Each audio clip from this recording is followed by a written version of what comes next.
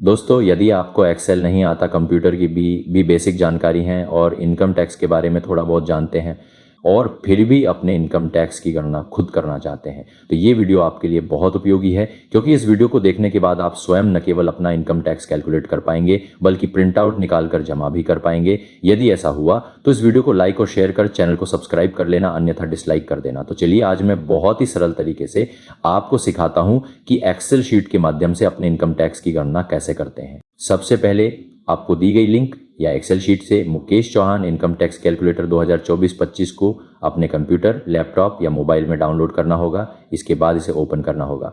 इसे ओपन करने पर यह पासवर्ड मांगेगी, जो बहुत ही सरल है।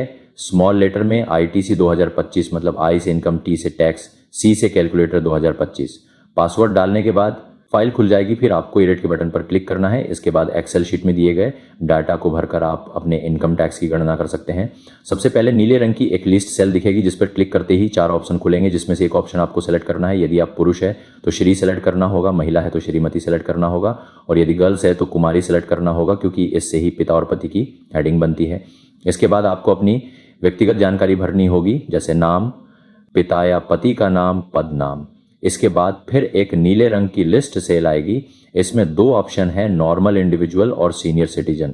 यदि आप 60 साल से कम के हैं तो आपको नॉर्मल इंडिविजुअल का चयन करना होगा, अन्यथा सीनियर सिटीजन का चयन करना होगा।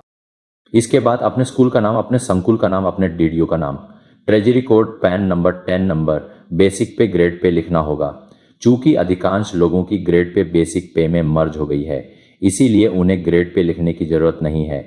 यदि जिनकी ग्रेड पे बेसिक पे में मर्ज नहीं हुई है, वे अपनी ग्रेड पे लिख सकते हैं। इसके बाद फिर एक लिस्ट सेल आएगी, जिसमें 2 ऑप्शन है, जुलाई 2024 और जनवरी 2025। यदि आपकी वार्षिक वेतन वृद्धि जुलाई में लगती है तो आपको जुलाई 2024 सेलेक्ट करना होगा, और यदि जनवरी में लगती है तो आपको जनवरी 2025 सेलेक्ट करना होगा। इसके बाद अगली सेल भी एक लिस्ट सेल है, जिसमें आपकी क्रमोन्नति और समयमान वेतनमान की जानकारी को सेलेक्ट करना होगा। यदि आपकी क्रमोन्नति लग चुकी है तो आपको माह सेलेक्ट करना है, और यदि नहीं लगी है तो आपको सेलेक्ट ड्रॉप डाउन एरो वाला विकल्प चुनना होगा। इसके बाद आपको अपने वेतन से जुड़े अन्य विवरण भरने होंगे, जैसे कि house rent, GPF, professional tax. Professional tax को मासिक या वार्षिक, जैसा आपको सही लगे वैसा आप लिख सकते हो, और GIS को लिखना होगा। इसके बाद अगली जो सेलें होगी वो एरियर से संबंधित लिस्ट सेलें होगी। इन पर क्लिक करने के बाद इनमें से आपको एक विकल्प चुनकर उसके सामने उसकी राशि फिल करना होगा, अन्यथा उन्हें खाली ही छोड़ देना। इसके बाद हम इनकम वाले एरिया में आते हैं। यदि आपकी सैलरी के अलावा अन्य स्रोतों से भी आए हैं तो आपको लिस्ट सेल के ऊपर क्लिक कर उनमें से एक विकल्प चुनकर उसके सामने वाले कॉलम में राशि फिल करनी होगी, अन्यथा उसे खाली ही छोड़ना होगा।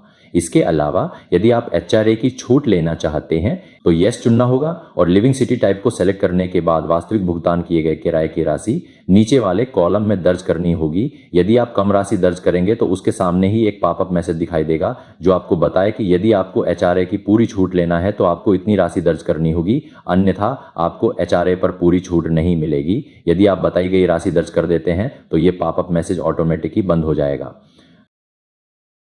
इसके बाद सेक्शन 80C बाली सेलों पर क्लिक कर उनमें से एक विकल्प चयन कर उनके सामने राशि दर्ज करनी होगी, अन्यथा खाली छोड़ना होगा।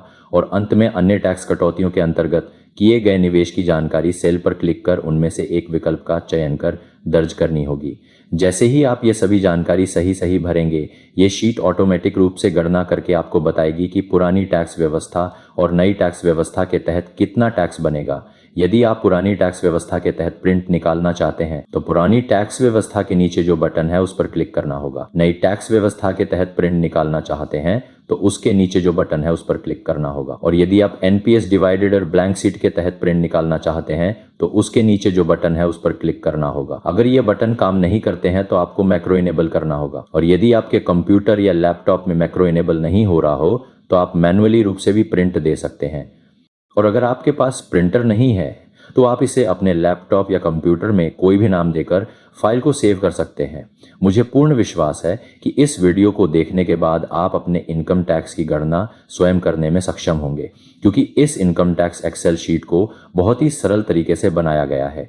इसमें न केवल क्रमोन्नति की गणना करने वाला पे कैलकुलेशन टेबल का फार्मूला लगा है, बल्कि HRA की गणना करने वाला AI फार्मूला भी लगा है। लेकिन इससे पहले की जो भी शीटें हैं उनमें पे कैलकुलेशन टेबल का फार्मूला न लगा होने के कारण उनमें पे कैलकुलेशन की गणना सही नहीं हो पा रही थी। इसलिए आप सभी से आग्रह है कि पुरानी वाली एक्सेल शीट को छोड़कर इस एक्सेल शीट को डाउनलोड करें और इससे ही अपने इनकम टैक्स की गणना करें। एक्सेल शीट और हमारे व्हाट्सएप ग्रुप का लिंक वीडियो के डिस्क्रिप्शन में दिया गया है। इसके बाद भी यदि आपको कोई परेशानी आती है तो आप फ़ोन कर मुझसे पूछ सकते हैं। इन्हीं शब्दों के साथ एक बार फिर आप सभी के उज्जवल भविष्य और अच्छे स्वास्थ्य की कामना करते हुए आपका विश्वसनीय साथी मुकेश चौहान। धन्यवाद।